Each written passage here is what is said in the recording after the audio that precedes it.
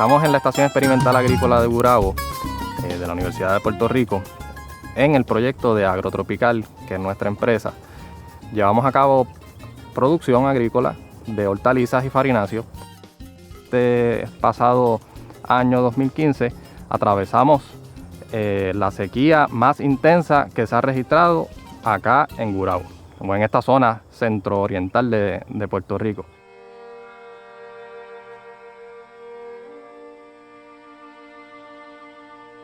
Pues estamos afrontando, aunque somos un país tropical, estamos afrontando unos eventos de sequía extrema y unos eventos entonces de lluvias bien copiosas y bien extremas también.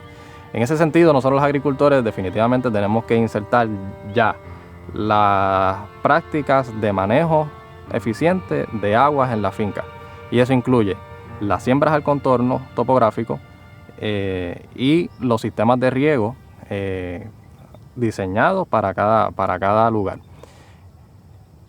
Acá en Agrotropical utilizamos la siembra al contorno topográfico como manera de manejar esas escorrentías que pudieran caer en unas lluvias fuertes y evitar la erosión del suelo, que es el recurso más preciado que tenemos en la agricultura, ¿verdad?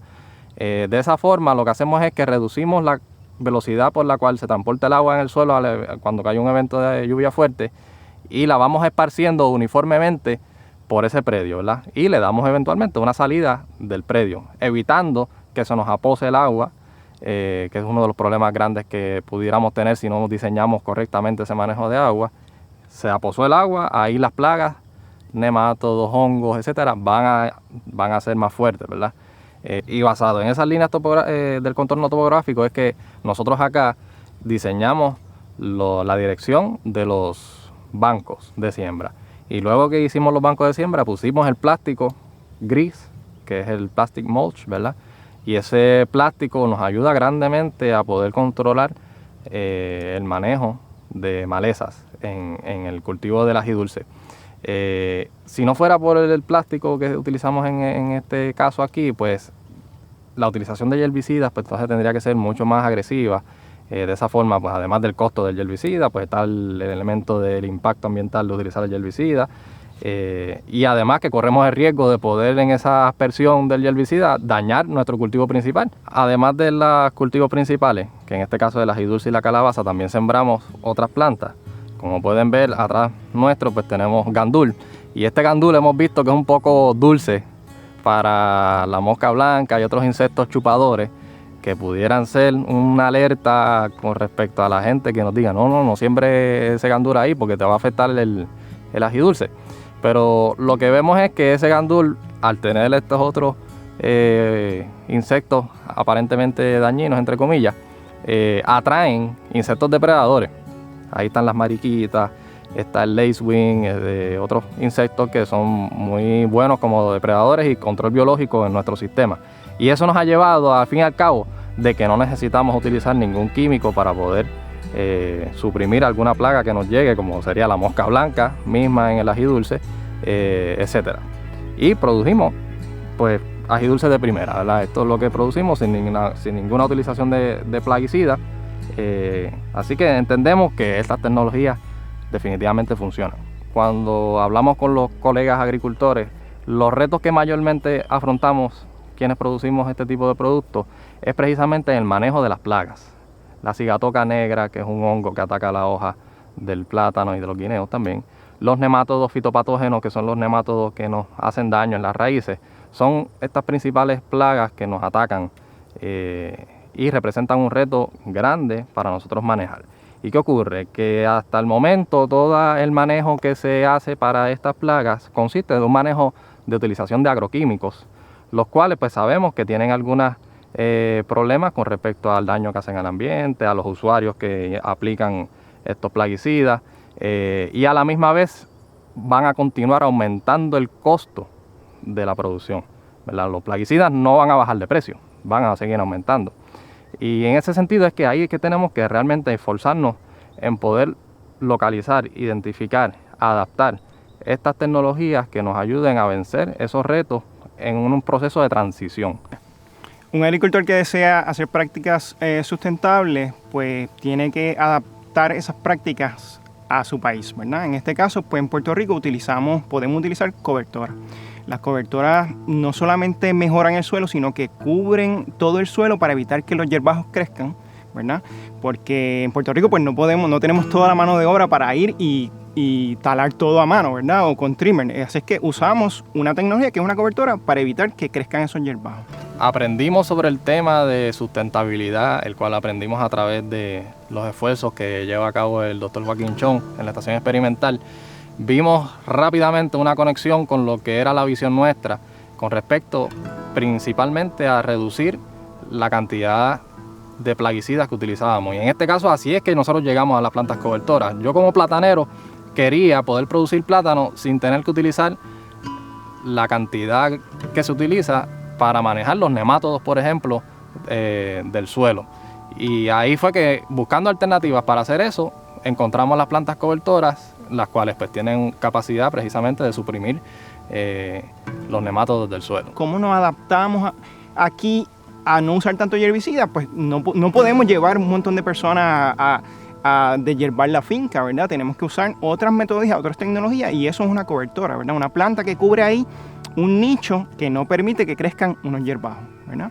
Y eso es lo que hace una cobertora, además de que tiene el beneficio de que crece en materia orgánica, mejora el suelo porque muchas de estas plantas fijan nitrógeno, ¿verdad? Lo primero que hicimos fue sacar unas muestras de suelo para ver cómo estaban los suelos en los que íbamos a trabajar, y nos demostró esas pruebas que estábamos bien deficientes en nutrientes esenciales, nitrógeno, fósforo y potasio, por ejemplo, y que necesitábamos también añadir muchísima materia orgánica. Los que estamos en este movimiento de trabajar la agricultura sustentable, en camino hacia la cuestión orgánica, pues rápido pensamos en vamos a meter composta, ¿verdad? Y sabemos muy bien que la composta pues, es un insumo muy importante y muy necesario en este camino hacia la sustentabilidad. Sin embargo, acá, debido a la maquinaria y a los recursos que tenía disponible, producir composta a la escala que yo necesitaba producir aquí, pues era una gestión muy onerosa. Y ahí es donde insertamos la utilización de las plantas cobertoras, que nos ayudaba muchísimo a través de su producción, de tener materia orgánica, especialmente nitrógeno con las plantas leguminosas. ¿Cuáles serían las desventajas de utilizar las plantas cobertoras? Sinceramente, hasta el momento no hemos encontrado una que sea significativa. Sí puede ser que al inicio veamos el que tengamos que sembrar la planta cobertora pues como una labor extra, que tengamos que darle algún deshiervo, lo cual es muy mínimo, si acaso lo hacemos. Son preguntas y acercamientos que recibimos, pero realmente en el caso de la canavalia, por ejemplo, en el plátano, cuando sembramos la planta cobertora, la canavalia entre los plátanos, disminuimos la labor de deshiervo en más de un 70%. Disminuimos, en el caso de Gurabo, ¿verdad? Es lo que hemos observado acá, la incidencia de sigatoca, en el hecho de que no tenemos que asperjar los fungicidas con la misma regularidad que se requiere o se recomienda en los planes de manejo de la enfermedad. Así que vemos que, aunque en el inicio pues haya que sembrar la semillita de la planta cobertora, luego hay un retorno inmediato con respecto a ahorros, especialmente en mano de obra, del manejo de la plantación principal, en este caso el plátano. La biotecnología o la agrobiotecnología, la aplicación a la agricultura, es una herramienta que está disponible para nosotros los agricultores y que desde nuestra perspectiva debemos utilizar. En nuestro caso utilizamos la tecnología de cultivo de tejido de plantas para desarrollar o para producir el material que utilizaremos en el cultivo del plátano como semilla, ¿verdad? Lo que hacemos es que vamos a la finca e identificamos plantas élite de producción, plantas madres élite, que tienen unas características que nosotros queremos poder producir, número de plátanos por racimo, la altura de la planta, etcétera, ¿verdad? Distintas características.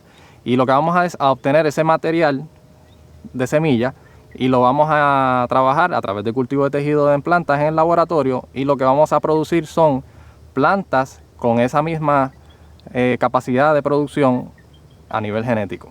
lo que vamos a obtener es una planta con una capacidad de producción muy similar a esa planta modelo de la cual obtuvimos la semilla al inicio, pero multiplicado eso pues en miles de plantas, ¿verdad? Las que vayamos a utilizar en la siembra. Y además estas plántulas que vamos a estar sacando de ese proceso están libres de plagas, en este caso libres de nemátodos en las raíces, libres del picudo negro, sin cigatoca, etcétera. Así que cuando insertamos estas plantas en el campo es mucho más efectivo y eficiente poder echar hacia adelante esa plantación. Estas prácticas que estamos haciendo nuevas, insertando estas tecnologías sustentables, pues realmente rinden los frutos que más adelante buscamos los agricultores. Cuando tú vas pensando de esa manera, cómo yo lo que hago hoy afecta el futuro de mi producción, el futuro de mi comida, cuán densa es mi comida, tú empiezas a hacer cosas, ¿verdad? No solamente por la parte económica, yo voy a producir más, lo voy a vender y ya, sino yo voy a producir más hoy, voy a producir más mañana y voy a producir más después, ¿verdad? Y la idea es que cuando tú haces todas estas prácticas, ¿verdad? De conservación de suelos, cobertoras, materia orgánica, reciclaje de nutrientes, composta, tú lo que estás haciendo es tú estás mejorando la vida del suelo. Y cuando tú mejoras la vida del suelo, poco a poco tú vas creando más resiliencia al cambio climático. Nuestra exhortación es a que tomen su decisión lo antes posible para que se inserten en esta ola nueva de trabajar las tecnologías y las prácticas que nos ayudan a aumentar la sustentabilidad de nuestros negocios, básicamente, ¿verdad? Que nuestra empresa pueda seguir. Y como dicen por ahí, quien tiene la capacidad de poder continuar su gestión, ya sea de vida, ya sea de negocio, etcétera, son aquellos quienes tienen la capacidad de adaptarse. Así que estamos en el momento de adaptarnos, de poder cambiar los roles que llevábamos quizás de modelos de producción. Las cosas que haya que cambiar, no tengamos miedo en cambiarlas, vamos a hacerlo, ¿verdad? Todo obviamente desde una base científica, desde una base que podamos estar seguros de que lo que vamos a hacer pues, es provechoso. Así que la exhortación es, sigamos colaborando, que nos queda un largo camino por recorrer. Levántate y no duermas más, ya llegó la hora de actuar, ya todo se sabe, ya no hay que temer, el hacer lo que hay que hacer nos salvará. El hacer lo que hay que hacer.